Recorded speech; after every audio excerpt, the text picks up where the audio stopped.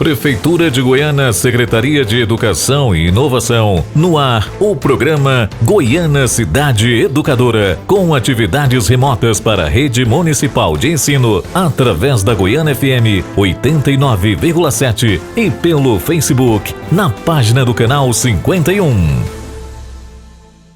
Olá, como vocês estão? Meu nome é Tia Mana e eu sou professora daqui do município de Goiânia. E hoje nós vamos conversar um pouquinho sobre Goiânia, memória viva de um povo. Quantas coisas as crianças viram e descobriram passeando pela cidade? Agora eu pergunto, e você? Já deu um passeio desse pela sua cidade? Já descobriu quanta coisa linda tem aqui pra gente ver? Outra coisa, vocês sabem o nome dela? Vou esperar um pouquinho para vocês dizerem, viu? Isso mesmo, acertaram, parabéns. O nome da nossa cidade é Goiânia. E vocês sabiam que quem nasce em Goiânia é goianense? Goiânia é onde está a nossa escola, mesmo que a gente não possa estar nela agora, mas em breve estaremos. É também onde fica a sua casa. Agora eu quero saber uma coisa. Em que parte de Goiânia vocês moram? É praia? Nas usinas? É campo ou é cidade? Você sabe o que é campo? Campo é onde tem mais verde, mais planta, mais árvores, mais animais. E a cidade é onde tem muitas casas e prédios. Nossa cidade também é conhecida por ter muitas igrejas. Na nossa cidade também tem hospital, que é para quando a gente ficar dodói. Agora se cuidem, viu? Que tia não quer que ninguém fique dodói. E Goiânia também tem muitos rios. Vocês já tomaram banho de rio? E aí, viram quantas coisas tem na nossa cidade?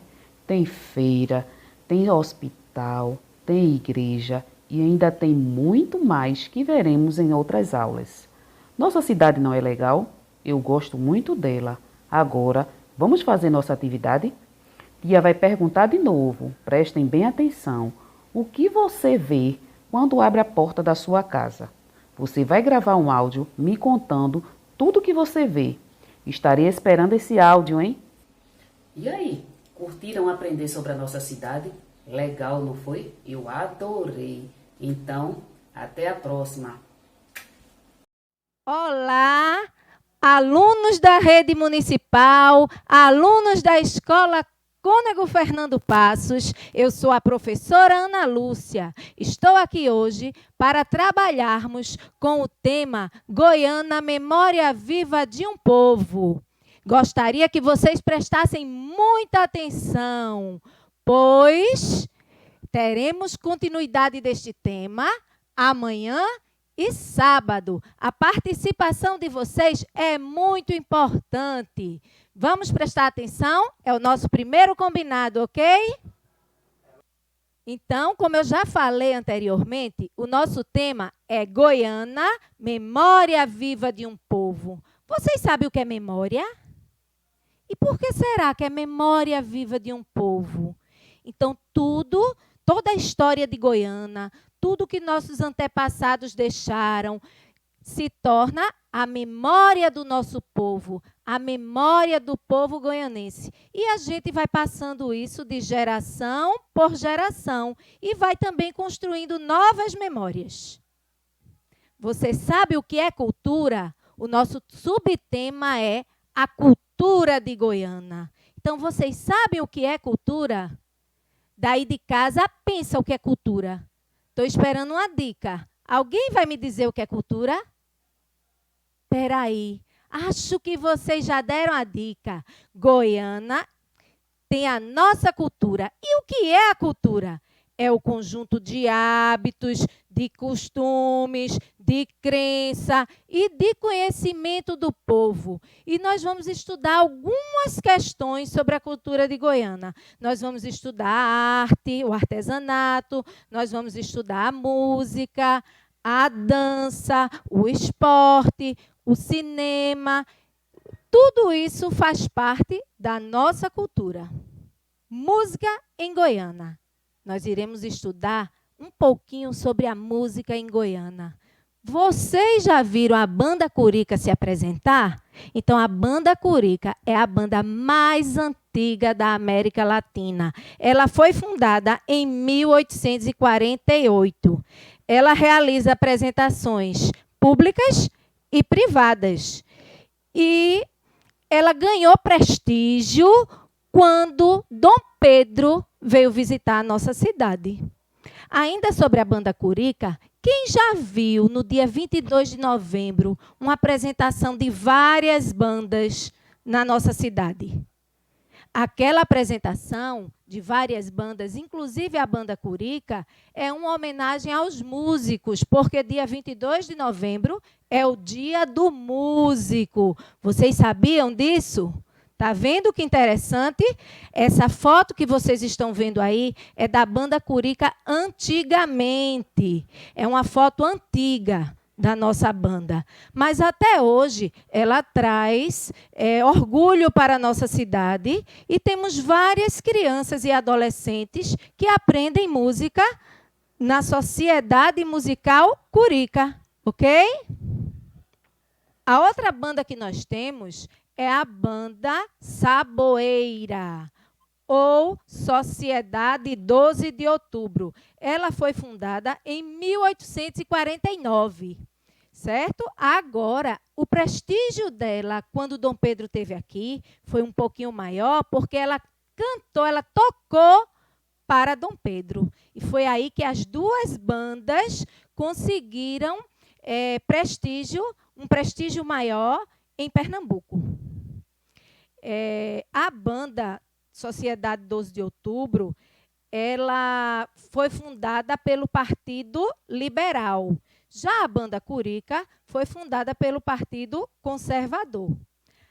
Quando o Partido Liberal não pôde mais custear a Banda Saboeira, então o que é que aconteceu?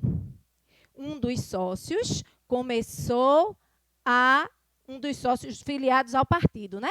Começou a financiar com recursos próprios, junto com mais algumas pessoas que estavam filiados ao partido. Depois de mais alguns anos, José Pinto de Abreu resolveu fundar uma sociedade. Ele deu o nome a essa sociedade, Sociedade 12 de Outubro. E a mensalidade que as pessoas pagavam para essa sociedade era o que mantinha a Banda Saboeira, depois denominada de Sociedade 12 de Outubro. Agora, existe uma curiosidade. Por que o nome Saboeira? Vocês sabem essa curiosidade? Vou dar um minutinho aí para vocês pensarem. Por que será que o nome é Saboeira? Já pensaram? Olha, recebi a dica. Existem duas curiosidades. São duas origens do nome. A primeira origem é que eles não tinham farda. Então, eles pegavam a melhor roupa que tinha, ensaboava, se apresentava, aliás, e após se apresentar, lavava aquela roupa, ensaboava. Então, se referindo ao sabão que eles usavam para lavar a melhor roupa, deram o nome de Saboeira. Saboeiro primeiro, depois Saboeira. E o segundo nome, dizem que existia uma árvore chamada Saboeiro na frente da sede da banda, e essa árvore tem um fruto que, ao esfregar o fruto liberava um sabão.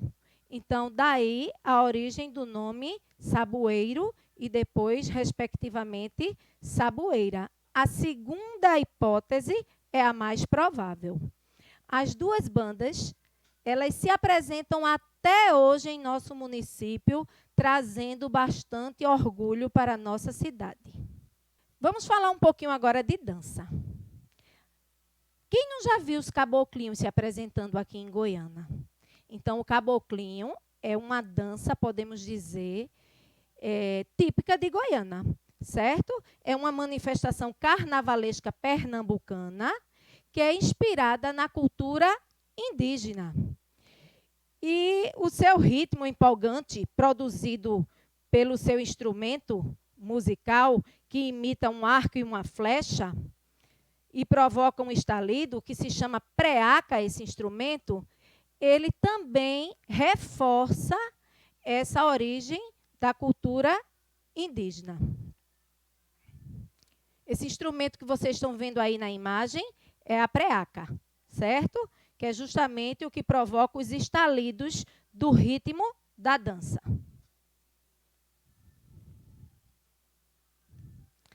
Ainda falando dos caboclinhos, essa dança ela é composta pelo cacique. Quem é o cacique?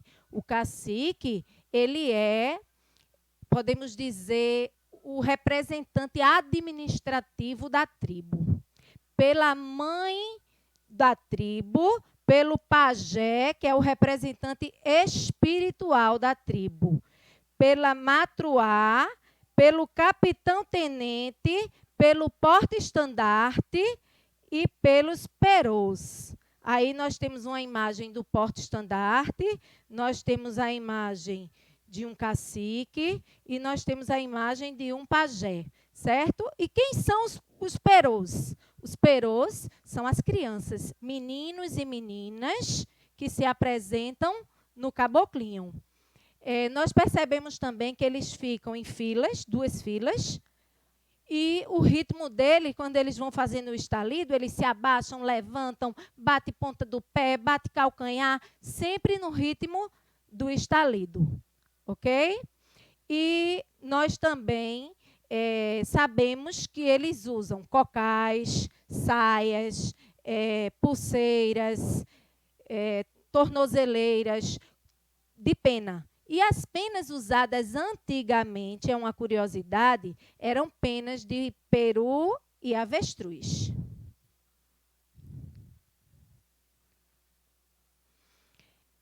Vamos falar um pouquinho das danças típicas de Goiânia. Vocês conhecem algumas danças de Goiânia? O que é que a gente dança no Carnaval de Goiânia, no São João de Goiânia? Então, a nossa cultura ela é muito rica. Mas dentro dessas danças que se destacam em Goiânia, a gente pode falar da ciranda. A ciranda, ela vem do nome espanhol zaranda, que é um instrumento de peneirar farinha, lá na Espanha. A dança, ela é herança do povo português. O povo português trouxe para aqui, para Goiânia. Daqui de Goiânia, ela se espalhou por todo o litoral de Pernambuco, certo? Então, a partir do município de Goiânia, a dança se espalhou em todo o litoral de Pernambuco. Quem não já viu uma roda de ciranda aqui em Goiânia? As festas do cônego sempre terminam com uma ciranda. Já vi festas de algumas igrejas também terminar com uma ciranda. Já vi festas de escolas particulares também terminar com uma ciranda no meio da rua. Porque a ciranda, ela foi trazida pelos portugueses para Goiânia e se expandiu por todo o Pernambuco a partir de Goiânia. Então, ela é uma herança nossa. Podemos dizer que nós herdamos a ciranda dos portugueses. E ela faz parte da nossa cultura. Ao cirandeiro. O mestre cirandeiro, ele tira as cantigas improvisando versos. Cabe a ele improvisar os versos ao som dos instrumentos. Os instrumentos ganza, bombo e caixa são os principais instrumentos, mas pode ser usada também a cuíca, o pandeiro e a sanfona. Temos aí a imagem de um mestre cirandeiro que faleceu em 2019. É um mestre cirandeiro de Recife que trouxe assim muito orgulho para o estado de Pernambuco. Podemos destacar também como mestre cirandeiro Lia de Itamaracá.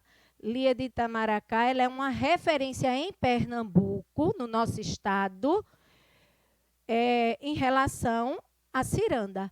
Ô tia, e por que a senhora está falando de Pernambuco se a nossa aula é de Goiânia? porque Goiânia é um pedacinho de Pernambuco, que é o nosso estado, que é um pedacinho da região Nordeste, que é a nossa região, que é um pedacinho do Brasil, que é o nosso país. Então, a cultura de Goiânia, ela se estende ao nosso estado e à nossa região, que é a região Nordeste.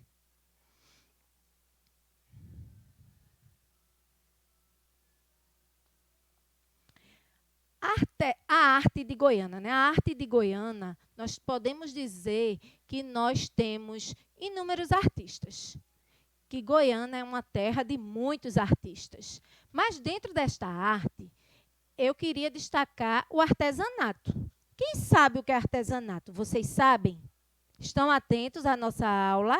Olha a pergunta: o que é artesanato? Quais os tipos de artesanatos que nós temos? Então, o artesanato, ele é assim, podemos dizer que ele é rico em vários aspectos. Nós temos o artesanato em barro, nós temos o artesanato em madeira, nós temos o artesanato em cerâmica, nós temos o artesanato em palha, nós temos o artesanato do crochê, do tricô, do bordado. Então, tudo isso é artesanato. Certo? Mas nós vamos dar um destaquezinho agora, neste momento, ao artesanato em barro. Que temos o artista Zé do Carmo, certo? Zé do Carmo, ele foi convidado a fazer, era chamado Mestre Zé do Carmo. Então, ele foi convidado a fazer um artesanato para o Papa João Paulo II. Então, ele resolveu fazer esse artesanato que vocês estão vendo aí na imagem. Um anjo em forma de cangaceiro, ou um cangaceiro em forma de anjo. E quando Zé do Carmo entregou esse artesanato a Dom Helder Câmara, que era o arcebispo da Igreja Católica, Dom Helder disse: eu não vou entregar esse artesanato ao Papa, não, de jeito nenhum. Então, Dom Helder se recusou a receber o artesanato e a dar o artesanato ao Papa, João Paulo II. Então, isso aí virou uma polêmica, uma confusão. Zé do Carmo fez um anjo em forma de cangaceiro e o arcebispo não quis entregar ao Papa. Saiu em vários noticiários e Zé do Carmo ficou conhecido assim até internacionalmente, até em outros países, por conta dessa polêmica de ter feito um anjo cangaceiro.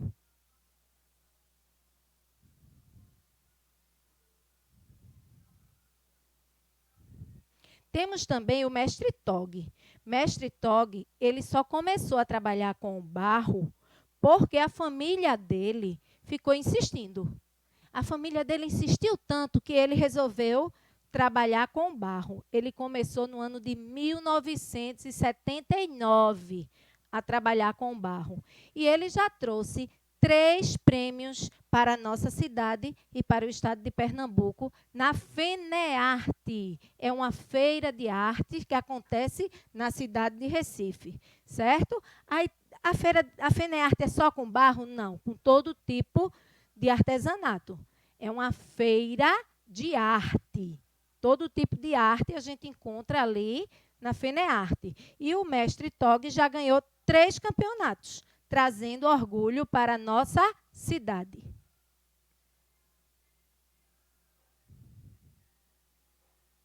Temos também Maria Adélia. Quem é Maria Adélia? Nunca ouvi falar, tia, em Maria Adélia. Eu também não, tia, nunca ouvi falar em Maria Adélia. E ela é responsável, ela fundou o artesanato Canabrava. Que artesanato é esse, tia? Canabrava. Então, Maria Adélia, ela é uma moradora de Pontas de Pedra. Ela criou esse artesanato da Canabrava, um projeto chamado Canabrava, onde elas fazem arte com palha, fazem cestas, bolsas com palha. E quem é que pertence a esse projeto? Quem participa desse projeto?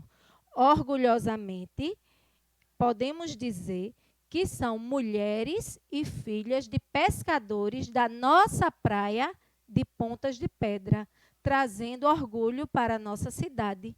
se destacando também nas feiras de artesanato, as cestas, as bolsas, os produtos feitos por Maria Adélia e equipe no projeto Cana Brava.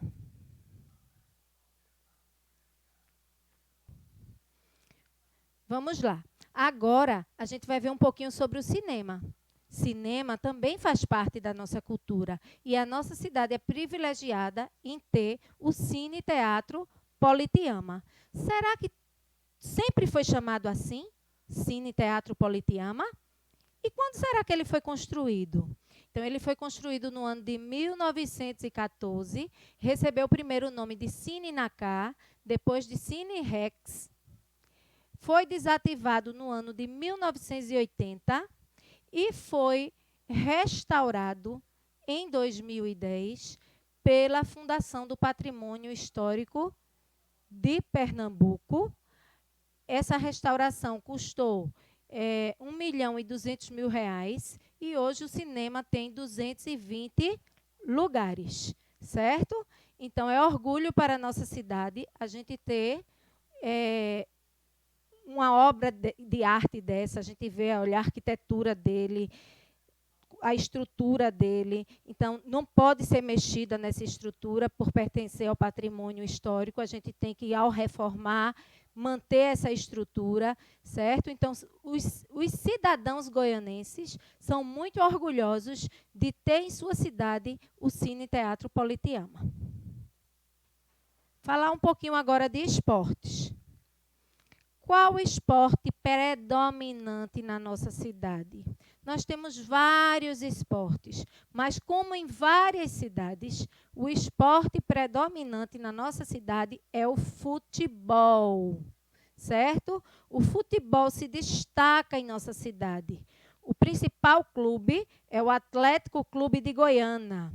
E Goiânia possui um estádio municipal, com capacidade para 1.200 pessoas, onde acontece lá os campeonatos interclasses e os campeonatos escolares. Podemos destacar que vocês conhecem e participam, certo? Então, nós temos vários esportes. Temos o vôlei, o handebol, o basquete, temos esportes de lutas marciais, mas o que a gente pode destacar em Goiânia, como em várias cidades vizinhas, é o futebol e o futsal. Obrigada pela atenção, mas antes de me despedir de vocês, ver se vocês prestaram atenção. A nossa aulinha de hoje foi sobre Goiânia, Memórias Vivas de um Povo. Mas nós focamos que parte de Goiânia, que aspecto? O que foi que a gente estudou sobre Goiânia? A gente estudou a cultura de Goiânia. Na cultura de Goiânia, a gente viu o quê? A gente viu artesanato, a gente viu dança, a gente viu música, a gente viu cinema, a gente viu esporte. Então, tudo isso pertence à nossa cultura. Certo? Eu deixo um para casa. Vocês viram que quem foi que fundou a Sociedade 12 de Outubro quando não tinha mais recursos para poder manter a banda saboeira? José Pinto de Abreu. Então, o para casa é pesquisar quem foi José Pinto de Abreu. Certo? Reforçando também, teremos ainda aula sobre Goiânia amanhã e sábado, com outros professores, ok? Foi bom estar aqui com vocês. A saudade é grande, mas, por enquanto, precisamos das aulinhas virtuais. Um beijo no coração, fiquem em casa e façam as atividades e assistam às aulinhas. É muito importante para vocês. Beijo no coração.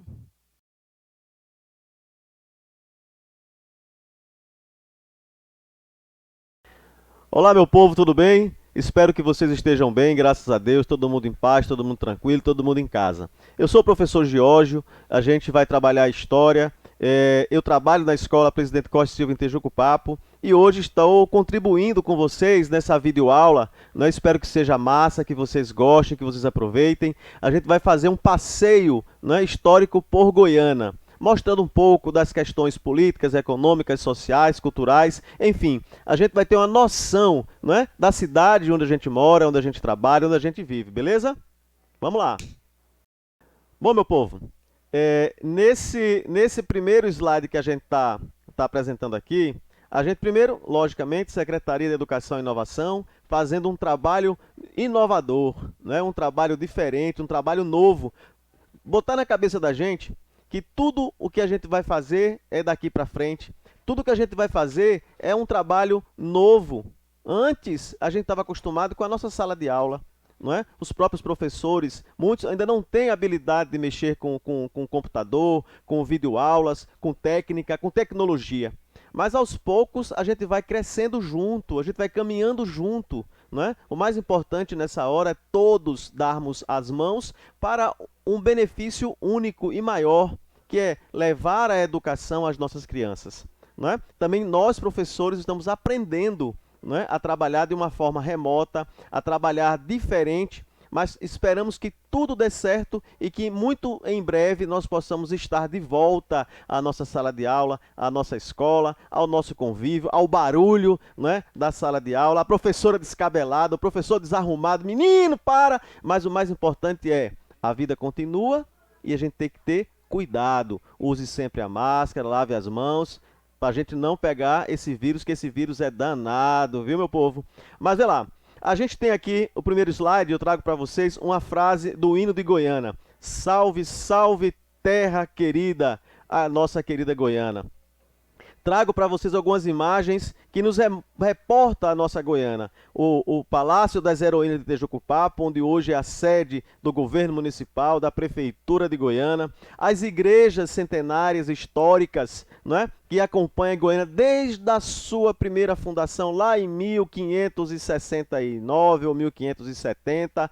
E nesse período aí, dá uma questão de data, mas a gente traz exatamente as praias, a beleza natural, a riqueza que Goiânia tem. Então a nossa cidade é uma cidade linda, uma cidade maravilhosa e que aos poucos ela vai ter o brilho que ela merece. Próximo. Aí eu trago aqui para vocês só uma pequena linha de tempo, né, para a gente compreender o que é o tempo histórico. Não é? O tempo cronológico, esse de uma hora, de um dia, uma semana, um mês, um ano, tá? E o tempo histórico. O tempo histórico é aquele que vem desde o início, perpassou por um pedaço de tempo, de cidades diferentes, até chegarmos hoje, e de hoje, o que é que queremos, né, para amanhã. Então observe que eu trago Goiânia, inclusive na escrita antiga, com Y, dois N's, né, de Guiena, né, de Caiena, de Goiânia. Mas a data aí, 1569, né, a gente vai ver já no brasão, tem algumas datas que eu vou explicar para vocês, para a gente entender o que significa aqueles símbolos, aqueles elementos, aquelas datas que estão tanto no brasão, no escudo ou na bandeira de Goiânia.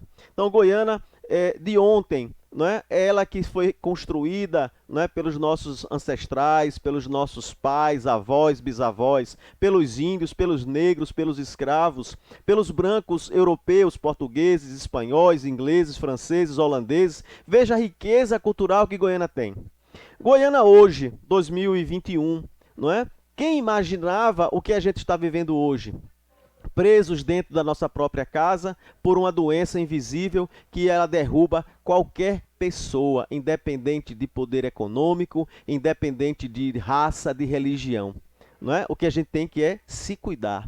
E o que é que eu quero para Goiânia no futuro? O que é que eu espero da minha cidade? E o mais importante, minha gente, o que é que eu posso contribuir para que a minha cidade cresça?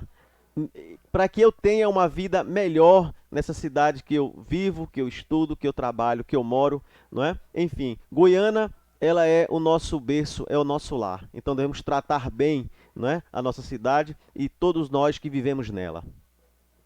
Aqui eu trago para vocês, ó, vamos entender um pouco o nosso brasão e os seus elementos iconográficos, não é? a gente vê sempre na bandeira de Goiânia, ou no escudo, uma águia voando, não é? Quebrando umas correntes. Essa corrente quebrada pela águia. Primeiro, a águia simboliza a liberdade, não é?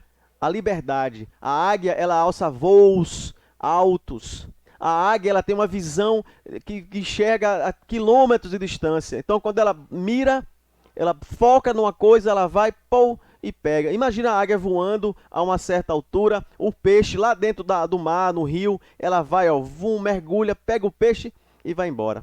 Então, essa águia de Goiânia, ela representa a liberdade, os ideais de liberdade que vêm já desde a Revolução Francesa. Liberdade de quê? Liberdade de expressão, liberdade de você poder dizer o que você pensa sem ser punido, sem ser preso, mas toda liberdade com responsabilidade. Eu não posso também dizer o que eu quero, o que eu penso, não é? Eu posso até dizer, mas eu tenho que ter uma forma. Mas essa liberdade, essa águia representa essa liberdade. E essa corrente que ela está quebrando, porque Goiânia, minha gente, na história, Goiânia sempre foi primeiro em muita coisa. É porque a gente talvez não lembra, não ouviu falar. Mas Goiânia foi quem primeiro libertou os seus escravos. Os senhores de engenho de Goiânia, quem libertou os escravos antes mesmo da lei do sexagenário, da lei do ventre livre, não é? Da lei áurea que aboliu a escravidão no Brasil. Então foi um processo e Goiânia sempre esteve na frente desses ideais de liberdade, não é? A gente tem lá ainda um engenho, né? O boi, ó, o carro de boi, um engenho de cana-de-açúcar, e nós temos também o obelisco que marca as batalhas das heroínas de Tejuco-Papo. Tá? A data de fundação, eu vou passar para o próximo slide, tem algumas datas só para a gente rever. Então, aprendendo um pouco sobre as datas, veja, de 1569 a 1570, há uma variação aí, a gente não tem ainda como é que eu posso dizer, os documentos oficiais que datam exatamente da fundação de Goiânia como vila. Certo? Há historiadores que dizem que Goiânia foi chegando, foi se ocupando, né, ainda como capitania de Itamaracá, mas a partir de 69, as primeiras pessoas foram chegando e foram se assentando, principalmente nessa região da praia, Ponta de Pedra, Carne de Vaca, né, e aqui próximo aos engenhos, engenho Uruaé, né, o engenho da Usina Maravilha, que são engenhos ainda no aspecto colonial, com toda a sua estrutura ainda preservada, Casa Grande, Senzala, Amoenda, né? A igreja, né? Tudo isso faz parte da nossa cultura, principalmente do que a gente chama de um ecoturismo, né? Que é importante, que a nossa região ela é riquíssima nesse aspecto. Então, de 1569 a 1570, a gente vai entender como o ano de fundação de Goiânia. Então, Goiânia já nasceu vila. Faltava, lógico, depois essa parte administrativa, né? Câmara de Vereadores, ou um prefeito, uma junta governativa, que a gente vai falar isso já mais na frente. Depois, ó, 1646, que data é essa importante que aparece também na bandeira? Batalha das Heroínas de Tejuco-Papo contra os holandeses. Inclusive está no hino de Goiânia, fala sobre as Heroínas de Tejuco-Papo. Não é? A gente sabe que a vila de Tejuco-Papo, vila de pescadores, 3 mulheres, Maria Joaquina, Maria Quitéria, não é? E Maria Camarão. Inclusive tem o busto dela na praça, tem o espetáculo, o teatro, que todo ano, agora no mês de março para abril, não é? Se não me falha a memória, a gente tem a festa das heroínas, não é? Onde as mulheres estavam na sua aldeia, os holandeses querendo roubar alimento, porque estavam famintos, fugindo já das guerras, invadiram a primeira vez, foi uma mortandade só e tal, mas as mulheres resistiram, e na segunda vez as mulheres botaram os holandeses para correr.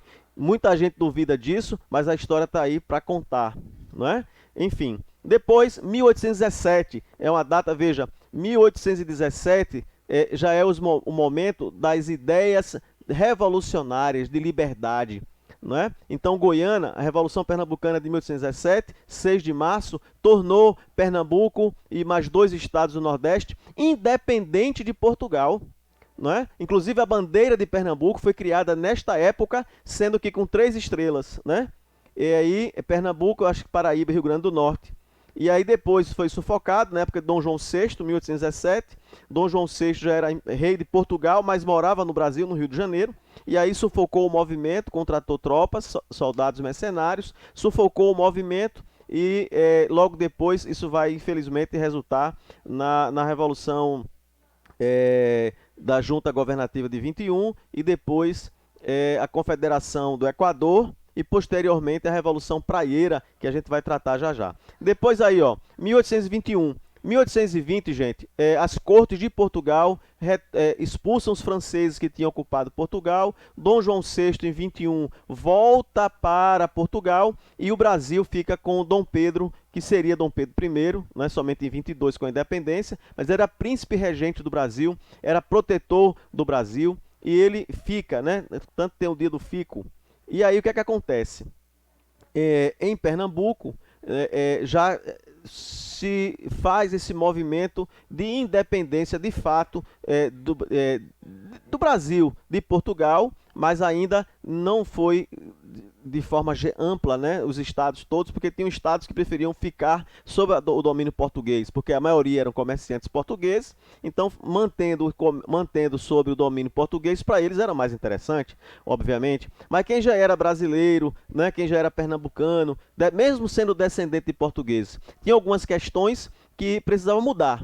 Então Pernambuco, mais uma vez, parte na frente. Goiânia vai ser essa sede revolucionária, tá aí a maçonaria também presente na nossa história, ali na frente da Câmara de Vereadores, nós sempre esteve por trás com esses ideais de liberdade, igualdade, fraternidade, mas esses ideais precisam ser compreendidos, cada um no seu contexto, e aí a gente fala no outro momento sobre isso, mas a Junta Governativa de Goiânia, hoje, esse ano, 2021, estaremos completando 200 anos da Junta Governativa de Goiânia, da Convenção de Bibiribe, né? Tá aí o Instituto Histórico de Goiânia, está fazendo um trabalho belíssimo sobre o resgate dessa história e levar ao conhecimento do mundo que Goiânia se tornou independente de Portugal antes mesmo de Dom Pedro I, lá em 7 de setembro de 1822, tornar o Brasil independente. Goiânia já tentou isso antes, né? Mas obviamente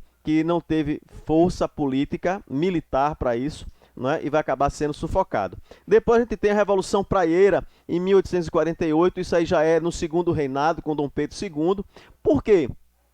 Porque, gente, algumas questões como comércio, né? Manter o comércio, por exemplo, sempre estava nas mãos dos portugueses ou dos filhos de portugueses, né? E muitas vezes a pessoa era filho de um português, mas nascido no Brasil. Aí tinha alguns privilégios que eles não podiam ter. Então o que é que isso vai acontecer? Além do mais, os impostos, né? Para manter a corte brasileira, né? Uma outra coisa, a Rua da Praia era sede de um jornal chamado Diário Novo, né? E aí, logicamente, que por ser a sede do jornal na Rua da Praia, que fomentava esses ideais de liberdade e de políticas contrárias ao que o governo de Dom Pedro II, né, colocava, também pelo poder moderador, que era exercido pelo próprio imperador, né, acabava gerando insatisfações e o povo revoltando-se, não aguentando mais as pressões, né, acabou fazendo a revolução e infelizmente, né, novamente o governo ele sufoca esse movimento, levando à prisão vários líderes, né, e acabando com essa questão da ideia de liberdade. Então tá aí tem umas fotos, né, dessa época da Revolução Praieira, né, isso aconteceu no segundo reinado, que acontece de 1840 a 1839, mas esse período sempre conturbado com relação aos ideais de liberdade e de direitos, né, de igualdade, onde todos os cidadãos deveriam ter os mesmos direitos e não privilégios da nobreza e o cidadão comum não ter direito nenhum. Aí a gente traz aí algumas imagens. Por que eu trago imagens de Tejuco-Papo, né? Porque Tejuco-Papo, gente, foi o berço, eu diria que o berço de algumas revoltas, inclusive o Exército Brasileiro está fazendo um percurso das principais batalhas que deu sentido, que deu origem ao Exército Brasileiro, que antes não existia o Exército, tá certo? Então, as batalhas dos Montes Guararapes, a batalha do Monte das Tabocas, em Vitória de Santo Antão, e depois a batalha dos Guararapes, que foi a última, onde a rendição dos holandeses, em 1654, 55, né? Mas você veja que em 1646, aqui em Goiânia, em Tejuco-Papo, a gente já teve esse movimento, né, de tentar. Lógico que As mulheres não formaram um exército para expulsar os holandeses, mas simplesmente elas estavam na sua vila, na sua aldeia. Hoje tem lá, né, nas terras do engenho Megaó, né, tem lá o obelisco, tá lá, tem o obelisco, que é aquele monumento, né, de pedra. As mulheres vestidas com Dona Luzia, que hoje ainda mantém esse trabalho vivo, não é? Mas as mulheres vestidas, né, para a encenação dessas batalhas. A praça e a igreja de Tejucupapo, não é, que é a praça central, a parte central de Tejucupapo. Ali a gente ainda veio a foto ainda da antiga biblioteca, a Biblioteca Maria Joaquina, que é uma das mulheres que participaram das batalhas, e a estátua de Maria Camarão. Esta, infelizmente, hoje ela já não existe mais, não é? Porque o barro, com o tempo, ele se desgasta, né? A gente tem o intemperismo, né? Isso é ciência e geografia, vocês vão trabalhar com isso. O desgaste, chuva, né? Sol, então o barro, com o tempo, ele começa a se desfazer, né? Então essa estátua ela se desfez, houve uma reforma nela, mas depois ela acabou caindo, e fizeram uma nova hoje, né? O prefeito Eduardo Honório, isso ano passado, ainda na gestão de Oswaldinho, e Eduardo como prefeito em exercício, ele refez a praça da Maria Camarão e fez uma nova estátua em barro também, mas muito bonita, representando a história. Beleza? Agora eu trago aqui algumas gravuras para vocês mostrarem o seguinte. Quando fala das etnias, gente, etnias, as raças, as várias pessoas que formaram e construíram a nossa história. Então a gente traz aqui uma índia da etnia Potiguar, né? A gente tinha muitos, o índio Potiguar, ele pegava toda essa região do Rio Grande do Norte, uma parte do Ceará, Piauí, Pernambuco, né? Lembrando a vocês que até 1817, Pernambuco, o território do estado de Alagoas e Sergipe, pertencia a Pernambuco, né? A província de Pernambuco, mas por conta da Revolução Pernambucana de 1817, Dom João VI, ele tira esses territórios, né? E cria mais dois estados, Alagoas e Sergipe. Isso pertencia a Pernambuco, né? Então, em represália, né, ele tira esses territórios e cria mais dois estados. Embaixo tem um painel mostrando um pouco a representação da batalha. Veja que a gente tem sempre as mulheres na frente, no pano inicial de frente desse painel, as mulheres pegando em arma, a Índia também está armada com arco e flecha. Então a gente teve as mulheres marisqueiras, né, pescadoras, alguns poucos homens, porque a maioria dos homens tinham vindo para Goiânia para feira, era um dia de feira, né? Inclusive na história, uma curiosidade, a maior parte das invasões em algumas vilas se dava no domingo, porque eles ficavam escutando, esperando tocar o sino da igreja. Então veja, eles ficavam na moita, quando o sino da igreja tocava, sempre era para chamar as pessoas para virem para a praça da igreja, porque algo importante estaria acontecendo.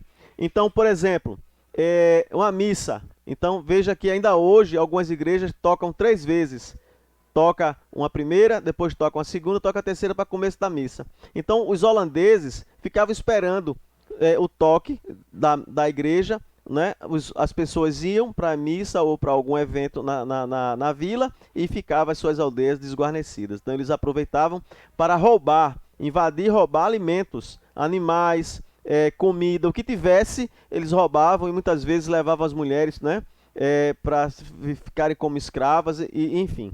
Então, nesse painel, você vê as mulheres, você vê índios, se você prestar atenção com calma, você vê o soldado holandês aí com a roupa vermelha, né? Você vê um frade, né? E o que é que isso quer dizer? Que essas batalhas, elas existiram, Goiânia estava sempre à frente do seu tempo, como hoje também Goiânia está à frente do seu tempo. O que precisa só agora é se reorganizar, se reestruturar e diria assim, mirar no futuro e caminhar em busca desse futuro. Beleza?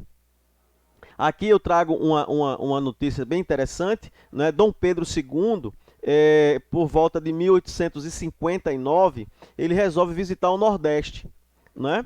E ele visitando o Nordeste, ele chega no Porto do Recife, né? Inclusive foi agora restaurado, próximo ali ao Recife Antigo, tem um pequeno ancoradouro, né? Que é chamado Ancoradouro do Imperador, né? Onde o imperador atracou com a sua embarcação, né? De lá ele ficou no Palácio do Campo das Princesas, porque ele tinha suas filhas pequenas, aí as meninas brincavam no jardim, aí falava o quê? O Campo das Princesas, que hoje é o Palácio do Campo das Princesas, próximo ao Teatro Santa Isabel, né? E depois o que é que ele veio? Qual é o porto mais próximo daqui? Cabedelo, na Paraíba, né? E aí conta uma história, pode passar, meu amigo, Dom Pedro II, e aí você tem aqui o seguinte, a Junta Governativa de Goiânia e o bicentenário, certo? Então lembrar você o seguinte, Dom Pedro II veio com a comitiva e veio a cavalo, visitou Goiânia e várias outras cidades, né? E aí eu tinha um detalhe aqui, o seguinte, ó, em plena juventude, aos 34 anos, Dom Pedro II mostrou-se grande cavaleiro, enfrentando cavalgadas pelo interior da província, onde teve oportunidades, ó, de conhecer Olinda, Igaraçu, Bujari, o engenho Bujari, certo? Que deu também um sentido ao desenvolvimento de Goiânia, principalmente na produção de cana-de-açúcar, tá? Goiânia e Tejuco-Papo. Ó, tem o Poço do Rei, né? Depois tem a Bica do Araçá, onde o imperador tomou água e tal, se refrescou, certo? E esse painel mostra uma evolução histórica desde da cerimônia do beija-mãos, né? O beijo-anel do imperador, até a independência do Brasil, em 7 de setembro de 1822, no Riacho Ipiranga, por Dom Pedro I, certo? Então a gente tem aí algumas estruturas. O próximo slide é só um texto de Leonardo Dantas, grande historiador pernambucano, né? Ele tem suas obras mais voltadas para o cangaço, né? Para a história do cangaço, mas muitas outras coisas ele passeia, né? Pela história. E eu peguei esse trechozinho aqui só para complementar, que a viagem de Dom Pedro, ele foi para vários estados, como Vitória de Santo Antão, Pirapama, Moreno, Rio Formoso, e um detalhe, minha gente, que a história particular de Goiânia, talvez poucas pessoas conheçam. Goiânia tinha um intenso comércio direto de Portugal para cá, principalmente no porto de Ponta de Pedra, né? Carne de vaca, mas principalmente em Pontas de Pedra. Haviam pequenas atracações, né? E embarcações, as barcas que vinham de Portugal, com produtos que vinham da Europa para cá e os produtos que iam daqui para lá. Então imagine, o pessoal vinha trazer gado, trazer açúcar nos carros de boi, rapadura, melaço e outros produtos, como algodão, coco, vinha em carros de boi. Lá, por exemplo, Nazaré da Mata, vinha por Goianinha, que hoje se chama Condado, né? E um detalhe, o Clube Municipal de Condado era um local onde a turma guardava os animais para pernoitar, né? Tinha como uma pousada e ficava ali os animais guardados durante a noite. Depois continuavam a viagem até chegar em Ponta de Pedra. Aí o que é que tem? Quando chegamos em 1860, 1870, vem um camarada chamado Barão de Mauá, Irineu Evangelista de Souza. E ele vai, por exemplo, comprar os primeiros trens do Brasil. Esses trens eram trens a vapor, trens usados na Inglaterra. A Inglaterra tira os trens a vapor e passa a diesel, na motor, né, de combustão interna. Então esses trens a vapor iam ficar o quê? Obsoletos, jogados. Então o Barão de Mauá compra esses trens e traz para cá. Em princípio, a linha ferroviária iria passar por Goiânia. Sair do Recife, do Porto, passava por Goiânia e ia embora, fazia esse mesmo percurso que os animais faziam. Os comerciantes portugueses de Goiânia não aceitaram que o trem passasse por aqui, porque diriam que iria prejudicar o seu comércio. Então foi mudado o trajeto. Então a linha ferroviária ela sai do Recife, aí vai pelo Cabo, Limoeiro, Nazaré da Mata, quer dizer, fez o percurso inverso. Infelizmente, com o passar do tempo, né, o Porto do Recife passou a se desenvolver, o transporte de trem ficou mais fácil, então Goiânia ela começa a decair comercialmente depois que a rede ferroviária da Great West, né, Company passa a fazer toda essa linha, né, de comércio de seus produtos. E aqui eu me despeço de vocês, né? A gente traz esse slide muito bom, onde a gente fala Goiânia, cidade educadora, onde todos nós somos responsáveis. Nós professores, vocês pais, vocês alunos, né? Nós temos que hoje nos dar as mãos para que tudo isso funcione e dê certo. É um novo normal, né? Porque normal nunca mais será. A educação nunca mais será como antes, né? Mas espero que seja um upgrade, né? Uma coisa que venha para melhorar, para facilitar o nosso trabalho, o nosso estudo, o nosso aprendizado. Então, fique com Deus, usem sempre a máscara, tá? Se cuidem. Um grande abraço e até outra hora.